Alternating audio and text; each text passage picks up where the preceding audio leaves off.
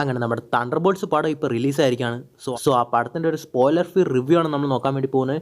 പിന്നെ സ്പോയിലർ ആയിട്ടുള്ളതും പിന്നെ പോസ്റ്റ് ക്രെഡിറ്റ് സീനൊക്കെ ഓൾറെഡി ഞാൻ എക്സ്പ്ലെയിൻ ചെയ്തിട്ടുണ്ട്. പിന്നെ സ്പോയിലർ റിവ്യൂ ഒക്കെ നമുക്ക് അടുത്തൊരു വീഡിയോയിൽ നോക്കാം. ഓഫ് കോഴ്സ് ഇത് എപ്പോഴത്തെയും പോലെ തന്നെ പോസിറ്റീവ്സും ഉണ്ട് നെഗറ്റീവ്സും ഉണ്ട്. ആദ്യം തന്നെ നമുക്ക് പോസിറ്റീവ്സ് നിന്ന് തുടങ്ങാം. ഇതിൽ മെയിനായിട്ട് പോസിറ്റീവ് എന്ന് പറയുന്നത് തന്നെ ആ തണ്ടർബോൾട്സ് ടീം തന്നെയാണ്. കാരണം ഇതിൽ മെയിനായിട്ട് കാണിച്ചിരിക്കുന്ന ഹീറോസൊക്കെ ഈ ആൻറ്റി ഹീറോസൊക്കെ ഈ തണ്ടർബോൾട്സിൽ കാണിച്ചിരിക്കുന്നത് ഒരു ബി ലിസ്റ്റ് ക്യാരക്ടേഴ്സാണ്. ബി ലിസ്റ്റ് ഹീറോസാണ്. അതായത് ഇവരൊന്ന് യൂണിവേഴ്സിനെ മാത്രം രക്ഷിക്കാൻ മാത്രം പവർഫുൾ ആയിട്ടുള്ള സൂപ്പർ പവേഴ്സ് ഉള്ള ഹീറോസോ അല്ലെങ്കിൽ നമ്മുടെ ഡോക്ടർ സ്ട്രേഞ്ച് തോറിനെ പോലെ അത്രയും പവർഫുൾ ഹീറോസോ ഒന്നുമല്ല.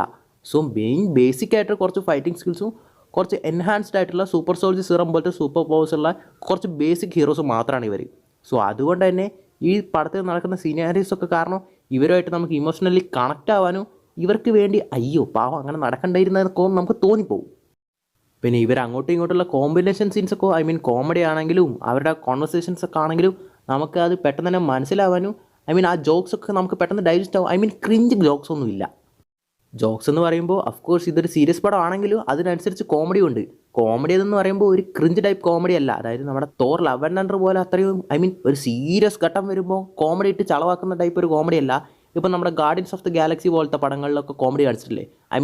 സീരിയസ്നെസ്സും കോമഡി ഒരുമാതിരി ബാലൻസ് ചെയ്ത് കൊണ്ടുപോകുന്ന ആ ഒരു രീതിക്കാണ് ഈ പടം പോകുന്നത്. പിന്നെ ഇതിൽ മെയിനായിട്ട് എടുത്തു പറയേണ്ട ഒരു കാര്യമാണ് ഈ പടം മെയിനായിട്ട് റിയലിസ്റ്റിക് ആൻഡ് ഗ്രൗണ്ടഡ് ആയിട്ടാണ് എടുത്തിരിക്കുന്നത്. അതായത് ഒരുപാട് CGI വർക്ക്സ് ഒക്കെ ഉണ്ട്.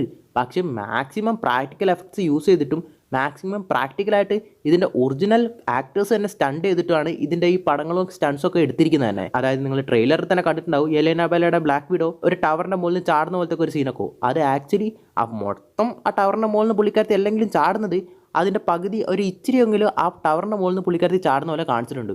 സോ എത്രത്തോളം പ്രാക്ടിക്കൽ എഫക്ട്സ് പോസിബിളി യൂസ് ചെയ്യാൻ പറ്റുമെന്നോ അത്രയും അവർ യൂസ് ചെയ്തിട്ടുണ്ട്. പിന്നെ ഫൈറ്റ്സൊക്കെ ഗ്രൗണ്ടഡ് ആയിട്ടുള്ള ഫൈറ്റ്സാണ്. അത് നമുക്ക് കാണുമ്പോൾ തന്നെ നമുക്ക് മനസ്സിലാവും. അതായത് ഇപ്പോൾ നമ്മുടെ ക്യാപ്റ്റൻ അമേരിക്ക ബ്രേവ് ന്യൂ വേൾഡിൽ നമ്മുടെ ഹൾക്കും റെഡ് ഹൾക്കും ക്യാപ്റ്റൻ അമേരിക്കയൊക്കെ ഫൈറ്റ് ചെയ്യുന്ന പോലെ രണ്ട് ഫ്രിക്ഷണൽ ക്യാരക്ടേഴ്സ് ഫൈറ്റ് ചെയ്യുന്ന പോലെ നമുക്ക് തോന്നില്ല. രണ്ട് നോർമൽ ക്യാരക്ടേഴ്സ് ഫൈറ്റ് ചെയ്യുന്ന പോലെ നമുക്ക് തോന്നും. അഫ്കോഴ്സ് ഈ പടം ഗ്രൗണ്ടഡ് ആണ്. കുറച്ച് സൂപ്പർ സോൾജേഴ്സ് ഉണ്ട്. പിന്നെ പവർഫുൾ ഹീറോ ആയിട്ടുള്ള സെൻട്രി ഉണ്ട്. ഇത്രയൊക്കെ ഹീറോസും ക്യാരക്ടേഴ്സൊക്കെ ഉണ്ടെങ്കിലും ഈ പടത്തിൻ്റെ മെയിൻ കോർ എന്ന് പറയുന്നത് ഒരു ഇമോഷണൽ ട്രാവലാണ്. അതായത് ഈ ക്യാരക്ടേഴ്സിൻ്റെ മെയിൻ ആയിട്ടുള്ള ഇമോഷണൽ സ്റ്റേറ്റും അവരെന്തുകൊണ്ടാണ് ഇങ്ങനെ ആയത്, അവരുടെ ബാക്ക് സ്റ്റോറി, അവരെന്തുകൊണ്ടാണ് എടുക്കുന്ന ഡിസിഷൻസൊക്കെ ഇങ്ങനെ ആവുന്നതൊക്കെ ഉള്ള ഒരു രീതിക്കാണ് ഈ പടം പോകുന്നത്. പിന്നെ ഇതുവരെയും കുറച്ച് എൻഡ് ഗെയിമിന് ശേഷം നമ്മുടെ മാർവൽ മൂവീസിൽ ഇതുവരെ നമ്മൾ കാണാത്തൊരു സാധനം ഇതിലുണ്ട്. അതായത് ഇമോഷണൽ കണക്ഷൻ. അതായത് ആ ക്യാരക്ടേഴ്സിൻ്റെ ഇമോഷൻസ് നമുക്ക് ഫീൽ ആവും. ഈ പടം മെയിനായിട്ടും വലിയ സൂപ്പർ ഹീറോ പവേഴ്സ് ഉള്ള ക്യാരക്ടേഴ്സ് ഒന്നുമില്ല. സോ ഗ്രൗണ്ടഡ് ആയിട്ടുള്ള ഫൈറ്റ്സും മെയിനായിട്ട് ഓഡിയൻസ് പോകുന്നത് തന്നെ ഇതിലെ ഫൈറ്റ് സീക്വൻസസ് കാണിക്കാനും സ്റ്റൺസൊക്കെ കാണാൻ വേണ്ടിയിട്ടായിരിക്കും. സോ അത്യാവശ്യം എല്ലാം ഉണ്ട്. പക്ഷേ എന്ന് വിചാരിച്ചിട്ട് ഓവറായിട്ട് അങ്ങ് എക്സ്പെക്ട് ചെയ്യേണ്ട. ഓൾറെഡി പറഞ്ഞായിരുന്നു one of the funniest movie. അതായത് ഇതുവരെ ഇറങ്ങിയിട്ടുള്ള കോമഡി പടങ്ങളിൽ വെച്ചിട്ട് വൺ ഓഫ് ദ ബെസ്റ്റ് മൂവിയും കൂടിയാണിത്. അതായത് എന്ന് വെച്ചാൽ ഫുൾ ടൈം കോമഡി അല്ല. എല്ലാം ബാലൻസ്ഡ് ആയിട്ട് കൊണ്ടുപോയിട്ടുള്ളത്. എപ്പോൾ കോമഡി വേണോ അപ്പോൾ കോമഡി, എപ്പോൾ അത് സീരിയസ് ആണോ അപ്പോൾ സീരിയസ് ആവും. അതിൻ്റെ ഇടയ്ക്ക് കോമഡി ഒന്നും ഇട്ട് ചളാകത്തില്ല. പിന്നെ ഇതിൽ കോമഡിക്ക് മെയിനായിട്ട് പ്രാധാന്യം കൊടുക്കണ്ടേ. ഇതിൽ കോമഡി ആയിട്ട് മെയിനായിട്ടുള്ളത് തന്നെ നമ്മുടെ റെഡ് ഗാർഡിയനാണ്. പുള്ളിയാണ് ഈ മൊത്തം ഈ പടത്തിൻ്റെ തന്നെ ഒരു ഫൺ ഫാക്ടർ.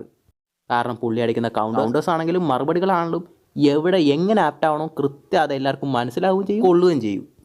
നമ്മുടെ യെലേന ബെല്ലയ്ക്ക് ഒരുപാട് ഹ്യൂമറസ് മൊമെൻറ്റ്സ് ഒക്കെ ഉണ്ടെങ്കിലും പുള്ളിക്കാരത്തിനെ ആയിരിക്കും മെയിൻ ഫോക്കസ് ആയിട്ട് ഈ സ്റ്റോറി പോകുന്നത്.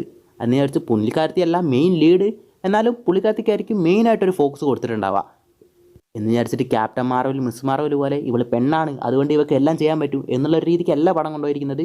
ഇവൾ പെണ്ണാണ്, ഇവൾക്ക് എന്തൊക്കെ ചെയ്യാൻ പറ്റൂ, ആ ഒരു ക്യാരക്ടറിന് എന്തൊക്കെ കഴിവുണ്ട്, ആ ക്യാരക്ടറിന് എന്തൊക്കെ ചെയ്യാൻ പറ്റുമോ അങ്ങനെയുള്ള കാര്യങ്ങൾ മാത്രമേ കാണിച്ചിട്ടുള്ളൂ. സൂപ്പർ ഡ്യൂപ്പർ ഓവർ പവർഡോ അല്ലെങ്കിൽ സൂപ്പർ ഡ്യൂപ്പർ ഈ ക്യാരക്ടർ ഇങ്ങനെ ഒരു ഫീമെയിൽ ആയതുകൊണ്ടായിട്ടുള്ളത് കൊണ്ട് ഇതൊക്കെ ചെയ്യാൻ പറ്റുന്നുള്ള ഒരു ഓവർ ഫെമിനിസം ഒന്നും ഇതിൽ കാണിച്ചിട്ടില്ല. ഒരു പടത്തിന് എന്താണോ വേണ്ടത് അത് മാത്രം. പിന്നെ ഇതിൽ മെയിനായിട്ട് എടുത്ത് വേണ്ടത് വേറൊരു ക്യാരക്ടറാണ് വാലന്റീനയുടെ ക്യാരക്ടർ. അതായത് പുതിയൊരു നിക് ഫ്യൂറി കളിച്ചുകൊണ്ടിരിക്കുകയാണ് അമ്മച്ചി. സോ അതെന്തായാലും വർക്കൗട്ട് ആവുമോ ഇല്ലയോ എന്നറിയില്ല. എന്തായാലും പുള്ളിക്കാരത്തി അത്യാവശ്യം ഒരു കോമഡി ലെവലിലാണ് ഇതിൽ കാണിച്ചിരിക്കുന്നത്. പിന്നെ ഇതിൽ സ്റ്റാൻഡ് ഔട്ടായിട്ട് നിൽക്കുന്ന ഒരു ക്യാരക്ടർ എന്ന് പറയുന്നത് തന്നെ നമ്മുടെ യെലേന ബെല്ലയാണ്. കാരണം ഈ ഒരു ക്യാരക്ടർ ഓഫ്കോഴ്സ് പുതിയ ബ്ലാക്ക് വിഡോ ആണ്. അതുകൊണ്ട് എന്തുകൊണ്ട് ഈ ക്യാരക്ടർ ബ്ലാക്ക് വിഡോ ആവാൻ മാത്രം പ്രാധാന്യം ഉണ്ടെന്ന് ഈ ഒരു പടം കാണുമ്പോൾ നമുക്ക് മനസ്സിലാവും. പിന്നെ അടുത്ത സ്റ്റാൻഡ് ഔട്ടായിട്ട് നിൽക്കുന്ന ഒരു മെയിൻ ക്യാരക്ടറാണ് ഇതിൽ നമ്മുടെ വില്ലനായിട്ടുള്ള ബോബ് ക്യാരക്ടർ അഥവാ സെൻട്രി. ഈ പടത്തിലുള്ള മെയിനായിട്ടും പിന്നെ കുറച്ച് വാവ് എന്ന് പറയാൻ പറ്റുന്ന തരത്തിലുള്ള കുറച്ച് ആക്ഷൻ സീൻസൊക്കെ നമ്മുടെ ഹീറോസും സെൻട്രിയൊക്കെ ആയിട്ട് തമ്മിലുള്ളതാണ്. സോ സെൻട്രിനെ പെർഫെക്റ്റ് ആയിട്ട് തന്നെ പുള്ളിയുടെ പവേഴ്സ് ലെവലൊക്കെ വെച്ചിട്ട് എങ്ങനെയൊക്കെ ഹാൻഡിൽ ചെയ്യാൻ പറ്റുമോ അങ്ങനെ ഹാൻഡിൽ ചെയ്തിട്ടുണ്ട് അവർ. പിന്നെ ഈ പുള്ളിനെ വെച്ചിട്ട് തന്നെ കുറച്ച് ഡാർക്കസ്റ്റ് മൊമെൻറ്റ്സും ഈ പടത്തിലുണ്ട്. അത് നിങ്ങൾ പടം കണ്ടറിയുന്നതായിരിക്കും നല്ലത്. ഇതിൽ പുള്ളിനെ സംബന്ധിച്ചൊരു കാര്യം നിങ്ങൾ അറിയൂ. ആ കാര്യം അറിയുമ്പോൾ എന്തായാലും ചിലപ്പോൾ ഒന്ന് ഷോക്കായെന്ന് വരും. അതെന്തായാലും കാണും പറയാലോ. ഇതിൽ ഈ ലൂയിസ് പോൾമാൻ ബോബായിട്ട് വരുമ്പോൾ, അതായത് പുള്ളിയുടെ ഹ്യൂമൻ ക്യാരക്ടറിൽ വരുമ്പോൾ ഭയങ്കര കോമഡി ആയിട്ട് ഭയങ്കര ചിൽ ക്യാരക്ടറായിരിക്കും. അതായത് പുള്ളി വാ തുറന്നാലേ നമ്മുടെ റെഡ് ഗാർഡിനെ പോലെ ഒരു കോമഡി ക്യാരക്ടറായിരിക്കും. പക്ഷേ പുള്ളിക്ക് എന്തൊക്കെ ചെയ്യാൻ പറ്റും, പുള്ളി സെൻട്രായി മാറിക്കഴിഞ്ഞാൽ ഇവൻ എങ്ങനെയാണ് മാറുന്നത്, അങ്ങനെ ഉണ്ടായിരുന്നവെന്നൊക്കെ പറഞ്ഞിട്ട് നിങ്ങൾ വാ തുറക്കും. സോ അങ്ങനെ ഒരു ട്രാൻസ്ഫോർമേഷൻ നമ്മുടെ സെൻട്രിക്ക് ഇതിലുണ്ട്. സോ ഈ പടത്തിൻ്റെ ഒരു one of the backbone എന്ന് പറയുന്നത് തന്നെ സെൻട്രിയാണ്. പിന്നെ ഇതിൻ്റെ നെഗറ്റീവ് സൈഡ്സിലേക്ക് നമുക്ക് വരികയാണെങ്കിൽ മെയിനായിട്ട് എടുത്ത് പറയേണ്ടത് ഇതിൽ നമ്മുടെ യെലീന ബെലയ്ക്കാണ് മെയിൻ ഫോക്കസ് ഇവർ കൊടുത്തിരിക്കുന്നത് തന്നെ. അതുകൊണ്ട് തന്നെ ബാക്കിയുള്ള ക്യാരക്ടേഴ്സിന് ഷൈൻ ചെയ്യാൻ മാത്രം അത്ര ഒരു ഫോക്കസ് കൊടുത്തിട്ടില്ലെന്ന് നമുക്ക് തോന്നിപ്പോകും. പ്രത്യേകിച്ച് നമ്മുടെ ബക്കി ബാൺസ്, ടാസ്ക് മാസ്റ്റർ, ഗോസ്റ്റിനെ പോലുള്ള ക്യാരക്ടേഴ്സൊക്കെ. എന്ന് വിചാരിച്ചാൽ അവർക്കൊന്നും റോളില്ലെന്നല്ല, ഇവരൊക്കെ ഒരു ടീമായിട്ട് തന്നെയാണ് പടത്തിലുള്ളത്. പക്ഷേ എന്നാലും യെലീന ബെലയ്ക്ക് കൊടുത്ത ആ ഒരു ഫോക്കസോ ആ ഒരു ഇമ്പോർട്ടൻസോ അവർക്ക് ഇല്ലാത്ത പോലെ നമുക്ക് തോന്നും. പിന്നെ ഇതിൽ മെയിനായിട്ട് എനിക്ക് തോന്നുന്ന ഒരു പ്രശ്നം എന്ന് വെച്ച് കഴിഞ്ഞാൽ സ്റ്റോറി ലൈൻ തന്നെയാണ്. അതായത് മാർവൽ ക്ലീഷയെന്ന് മാറ്റിയിട്ട് ഒരു ഫ്രഷ് ഐഡിയ ആണ് ഈ പടത്തിലൊക്കെ കൊണ്ടുവന്നിരിക്കുന്നത്. ഫ്രഷ് ആയിട്ട് തന്നെ നമുക്ക് തോന്നും. ഒരു വിൻ്റർ സോൾജർ വൈബൊക്കെ ഈ പടത്തിൽ നമുക്ക് കിട്ടും. കാരണം സൂപ്പർ ഓവർ പവർഡായിട്ടോ ക്ലീഷ സാധനങ്ങളൊന്നും ഇല്ലെങ്കിലും പടത്തിൻ്റെ എൻഡിലേക്ക് വരുമ്പോൾ വീണ്ടും അരച്ച മാവ് തന്നെയാണ് അരച്ചുകൊണ്ടിരിക്കുന്നത്. അതെന്താണെന്ന് ഇതിൻ്റെ പോസ്റ്റ് ക്രെഡിറ്റ് സീൻ കാണുമ്പോൾ നിങ്ങൾക്ക് മനസ്സിലാവും. കാരണം ചില ക്യാരക്ടേഴ്സ് പ്രധാനപ്പെട്ട ഇതിൻ്റെ വില്ലൻ തന്നെയാണ്. കാരണം വില്ലനെ ഇത്രയും കാലം എല്ലാ പടങ്ങളിലും വില്ലനെ നമ്മുടെ മാർവൽ എന്താ ചെയ്തുകൊണ്ടിരുന്നത് അത് തന്നെയാണ് ഈ പടത്തിലും ചെയ്യാൻ പോകുന്നത്. അപ്പോൾ നിങ്ങൾ വിചാരിക്കും ഇത് സ്പോയിലർ അല്ലേ? ഇത് സ്പോയിലറൊന്നുമല്ല. കാരണം സെൻട്രി എന്തായാലും ചാവാൻ പോകുന്നില്ല എന്ന് ഓൾറെഡി കൺഫേം ആയിട്ടുള്ള കാര്യമാണ്. കാരണം ഈ സെൻട്രിനെ ഓൾറെഡി ഡൂംസ്ഡേയിൽ കാസ്റ്റ് ചെയ്തൊക്കെ ചെയ്തിട്ടുള്ള കാര്യമാണ്. സോ സെൻട്രി എന്തായാലും ഉണ്ടാവും. സോ ആ സെൻട്രി എങ്ങനെ വരുന്നതെന്നൊക്കെ ഉള്ളത് നിങ്ങൾ ഈ പടം കണ്ടിട്ട് തന്നെ അറിഞ്ഞിരിക്കും നല്ലത്. പിന്നെ ഇതിൽ മെയിനായിട്ടുള്ള ഒരു പ്രശ്നമായിട്ട് എനിക്ക് തോന്നുന്നത് ഫൈറ്റ് സീക്വൻസസ് തന്നെയാണ്. കാരണം ഉണ്ട് പടത്തിൽ ഇല്ലെന്നല്ല, പക്ഷേ എന്നാൽ ഈ തണ്ടർബോൾട്സ് പടം മെയിനായിട്ട് സൂപ്പർ സോൾജേഴ്സിനെ വെച്ചിട്ടാണ്. സോ നമ്മൾ എക്സ്പെക്റ്റ് ചെയ്ത് പോകുന്ന തന്നെ കൂടുതലായിട്ടും ഫൈറ്റ് സീക്വൻസസ് ആയിരിക്കും. പക്ഷേ അങ്ങനെ ഒരു എക്സ്പെക്റ്റേഷനിൽ വെച്ച് പോകുമ്പോൾ നിങ്ങൾ ഡിസപ്പോയിൻ്റ് ആവാൻ ചാൻസ് ഉണ്ട്. പക്ഷേ ഇതുവരെ ഇറങ്ങിയിട്ടുള്ള ഒരു ടിപ്പിക്കൽ മാർവൽ മൂവിനെ വെച്ച് നോക്കുമ്പോൾ ദിസ് ഈസ് കുറച്ച് മുകളിൽ തന്നെയാണ്. എന്ന് വെച്ചിട്ട് the Bairstow one of the best Marvel movie എന്നൊന്നും ഞാൻ പറഞ്ഞില്ല. ഇറ്റ്സ് എ ഗുഡ് ഫിലിം, അത്രയേ ഉള്ളൂ.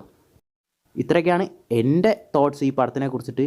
പിന്നെ ഈ പടത്തിന് 2 പോസ്റ്റ് ക്രെഡിറ്റ് സീൻ ഉണ്ട്. അതിൽ ഓൾറെഡി ഒരു പോസ്റ്റ് ക്രെഡിറ്റ് സീൻ നമ്മൾ ഓൾറെഡി എക്സ്പ്ലെയിൻ ചെയ്ത് ഇട്ടിട്ടുണ്ട്, ഈ ലീക്ക് എന്ന് പറഞ്ഞിട്ട്. സോ അത് തന്നെയാണ് ഇതിൻ്റെ പോസ്റ്റ് ക്രെഡിറ്റ് സീൻ. അത് നിങ്ങൾക്ക് കാണാൻ താല്പര്യം ഉണ്ടെങ്കിൽ, സ്പോയിലറാണ്, കാണാൻ താല്പര്യം ഉണ്ടെങ്കിൽ ഇതൊരു എൻഡ് സ്ക്രീനിൽ ഞാൻ കൊടുത്തേക്കാം. അല്ലെങ്കിൽ നമ്മുടെ ചാനലിൽ കയറി കഴിഞ്ഞാൽ ഈ വീഡിയോയുടെ മുമ്പുള്ളൊരു വീഡിയോ ഞാൻ അതായിരിക്കും ഇട്ടിട്ടുണ്ടാവുക. സോ അടുത്തൊരു വീഡിയോയിൽ കാണുന്നവരെ ബൈ.